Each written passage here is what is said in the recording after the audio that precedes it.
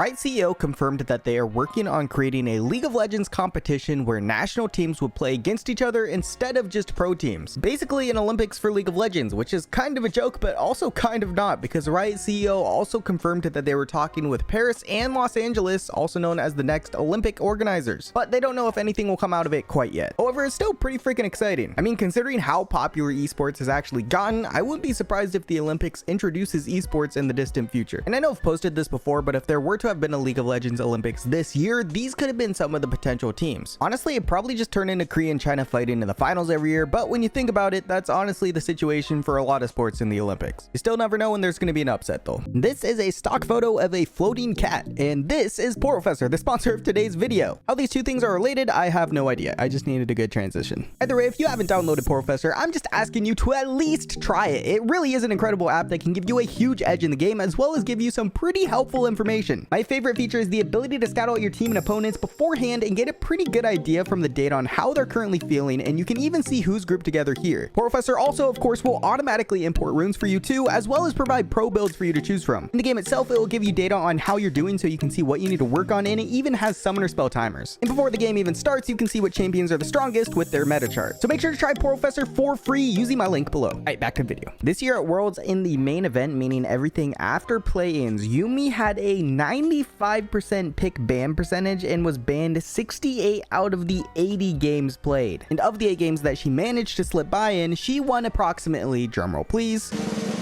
all of them. That's right, she won all of them and had an 100% win rate. To say this champion was a bit overtuned would be an understatement. In fact, having to watch almost every team have to use or waste a ban on Yuumi every single game was a little bit sad. This is a graph showing who takes flash on D and who takes flash on F for each of the regions, and honestly, it's kind of interesting. In Korea, for example, over a third of their player base has flash on F. Additionally, here's a graph that shows the split between different ranks. 65% of challenger players, for instance, take flash on F. Now, clearly it doesn't seem to affect win rate at all, so there's no real advantage on using one or the other, but nevertheless, you gotta admit it kind of gets you thinking a little. I mean, even Faker takes flash on F, but at the same time, Deft has flash on D and he won Worlds, so yeah, I don't think it matters. Except if you actually think flash belongs on D. If you weren't already aware, Worlds viewership smashed records this year, peaking at 5.1 million viewers, the highest in League of Legends history. There were almost a million average viewers and 142 million hours watched. Honestly, these numbers were mostly probably due to the crazy backstory Worlds had this year with Faker and Deft facing off against each other. And I mean, it also didn't hurt that things ended up going to game 5 and being one of the craziest Worlds we've ever seen yet. Also, I think anytime Faker's in the finals, his presence alone will substantially boost the viewership too, which just goes to show that his legacy is unlike any other. It'll seriously be such a sad day when he retires, and I'm sure Riot will be even sadder since he brings in so much money for the game. In 2011, Razer released a trailer for their new switchblade, and during the trailer, they also showed footage of someone playing or allegedly playing League of Legends on it. I say allegedly because, I mean, look at this thing. First off, there's no mouse, so everything is, I guess, played by hitting buttons. There's buttons for summoner spells, items, pings, and I guess you're just supposed to use the arrow keys on the side for movement. Just the idea of playing League with arrow keys is kind of ridiculous. Like, even on Wild Rift, you have a virtual analog stick. Arrow keys would just be miserable. But as you watch the video, it's pretty clear that, yeah, they're not playing. That or their Q ability has been stuck on a 3-second cooldown for the last 10 seconds. And I guess the fact that the disclaimers go from actual gaming footage to League of Legends all rights reserved. Anyways, definitely one of the crazier concepts we've ever seen for a device used to play League. Remember when Captain Flowers pitched his idea for a new orange skin? Well, this guy made a mock version of what it could look like. Now, I mean, the E isn't a traffic cone, but the truck animation is pretty on point. Nice little touch with the stop sign too. Honestly, here's the thing. If Riot actually turned this into a skin, I feel like they'd make bank off of it, but there's just no way they'd ever do it. It's just a bit too out of place for their taste. This is Atrioc, a pretty well-known Twitch streamer, and one of the things he did for Worlds was he decided to get a tattoo of T1 before the finals to show his confidence he had for his team. That's right, he got this permanent tattoo on his skin before the finals even took place. So throughout the whole finals, this guy was pretty stressed out, as you can imagine, and as we all know, unfortunately for him, they lost. Maybe T1 will do him a favor next year and just win so he can just changed the 2 in 2022 to a 3. After Worlds, Heimerdinger experienced the Worlds effect, or more accurately, the barrel effect, and skyrocketed Heimer to a 7.2% pick rate. And for perspective, not too long ago, he had just under a 2% pick rate. And on top of all that, of course, his most preferred role was to be played as a support. This is a fake Reddit page that someone made 9 years ago of what they thought the League of Legends subreddit page would look like in February 2023. I posted something similar in my last video, but it turns out there was a part 2. For instance, this one talks about Doublelift announcing his new team, which I guess is now somewhat accurate considering he's planning on coming out of retirement. Also, according to this, a new League of Legends movie is going to be released, probably because Arcane was so successful, you know? And lastly, the best news is that the Snoop Dogg Rise skin is finally being released. This is just a glimpse into what the World's opening ceremony looked like from the stadiums. And even though I wasn't there, I feel like I can safely say that a lot more happened there than was showed on the live stream. Like honestly, I was somewhat underwhelmed while watching it live, but this perspective shows so much more. Also, can we talk about the fact that they didn't play Silver Scrapes on the live stream either, but apparently they did play in the stadium. Feels bad, man. This Braum 7-1 icon is a reference to Clovis Acosta Fernandez, a Brazilian superfan and one of the most iconic fans in the world of football. He was most well known for carrying around a replica of the FIFA World Cup trophy, but sadly passed away at the age of 60 in 2015. The Braum photo is obviously a reference to Clovis himself, and the 7-1 is a reference to Germany beating Brazil 7-1 at the World Cup in 2014. Also, the trophy that Braum's holding in the photo is actually the CBLOL trophy. In 2018, Riot was so close to adding in chat to the loading screen, and it even made it as far as the PBE server. However, they eventually decided to get rid of it, with this being their excuse. And I quote, "We've decided to reprioritize this work for now. It's something that we'd like to do at some point. Conclusion was that the client and UI engineering time needed for it would be better spent elsewhere right now though." Fast forward 4 years later, and yeah, it doesn't look like this is gonna happen. Not that it really needed to in the first place, but that's besides the point. This video that popped up on my recommended the other day, posted 9 years ago, claimed to be the best Rise flash ever. I don't know about the best flash ever, but I mean, it was pretty spicy. 8 out of 10 chickens. In case you didn't know, the champions for the World's 2022 skins have been selected, and they are Atrioc, Kindred, Akali, Caitlyn, and Ashe. Now, a few things worth noting here is that each of the players are allowed to request that the skin designs be referenced after something. For example, last year, Mako asked for his Yumi skin to be referenced after his cat. Well, now that Beryl has won Worlds, he specifically requested that the skin be modeled after Alicia from Honkai Impact 3. This honestly isn't too surprising considering it's fairly well known that he's obsessed with gacha games. I mean, after 2020, he even admitted to spending $7,000 of his winnings on Genshin Impact. So yeah, but honestly, that's not even the craziest skin story this year, because Piosik mentioned in an interview that 3 years ago, he used to be a streamer, and while he was streaming, he talked about how he really wished Riot would make a proper Kindred skin. And then someone in his chat jokingly said he should just go pro and win Worlds then. Now 3 years later, he actually freaking did it. 3년 전 방송할 때 킨드 스킨 좀 나왔으면 좋겠다 이런 말을 좀 많이 했단 말이에요.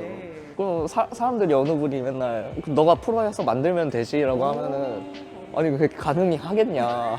난 프로 당장에 데뷔도 못한 그랜드 마스터였단 말이에요. 근데 말 같지도 않은 일이 지금 이제 한 칸만 올라가면 일어나는 거잖아요. 그래서 되게 This should be motivation to everyone that if you want better skins in the game for your champion, just win Worlds. Not that hard, guys. Ambition, the former League of Legends World Champion in 2017, has officially named his newborn child Jarvan 5 in reference to, well, Jarvan 4. Ambition retired in 2018 and has since settled down, and as crazy as this sounds to some people, I guess it just goes to show how much this game has really impacted some players. Really impacted. Baker is pretty well known for moving his camera around so much to the point that it makes you feel like having a seizure, but it's pretty crazy to see him doing it at Worlds. Also, the way he just went 8 mode later is pretty sick too. That guy's playing 4 games at the same time. If that's not a flex, I don't know what is. With the ranked season officially over, here are some charts that show the distribution on where everyone ended for the season. Bronze, silver, and gold once again make up for most of the player base. Not too long ago, there was a bug on the PBE where if you bought one of the new items called Heart Steel, it would permaban you, which is obviously kind of a problem. The reason they give you for the ban was specifically for using a third-party tool. It did eventually get patched, and hopefully the same problem doesn't pop up once it's actually released, because I've heard that having millions of players getting permabanned for no reason isn't too great for your game. Now that Worlds is officially over, I can announce that a total of 0 people got perfect pick'ems. And what's crazy is that the person who got first got everything right in the finals, semis, quarters, and groups, and the only thing they predicted wrong was EG beating Mad Lions and play-ins. It's safe to say they're probably no longer NA fans. Also, I have to mention that I think it's somewhat insane that the only only reward for getting perfect pick'ems is all ultimate skins. Like, that's nice and everything, but the odds of getting a perfect pick'em bracket is roughly 1 in 42 million. To put that into perspective for you, the odds of getting killed in a plane crash are 1 in 11 million. And the odds of you getting struck by lightning are 1 in a million. So yeah, the reward just seems a bit underwhelming. Might as well use your luck on a real lottery ticket or something. This is kind of a wholesome story. These guys met on ARAM and then met up at Worlds for the semis after one of them who lived in Georgia jokingly told the others who lived in Canada to come on over. They ended up driving 25 hours just to come and watch Worlds and hang out. In the T1 versus RNG game, Ming unintentionally set the record for the slowest damage ever done in a Worlds game. And honestly, not only that, but it's gotta be some of the slowest damage ever done in general, especially in a competitive setting. Ming was playing Nautilus into a heavy poke lane versus Ashe and Heimerdinger, and while he was trying to get more involved throughout the game, he just couldn't seem to hit anything. No hooks or even ults. In one of the first big fights around Rift, Ming walked up and tried flash ulting but just barely missed getting it off. Later, he even tried flash hooking in lane and couldn't seem to get it to land. And finally, at 21 minutes, he got his first bit of damage in against a champion, which is just crazy to think about. Baby Quokka, subscribe.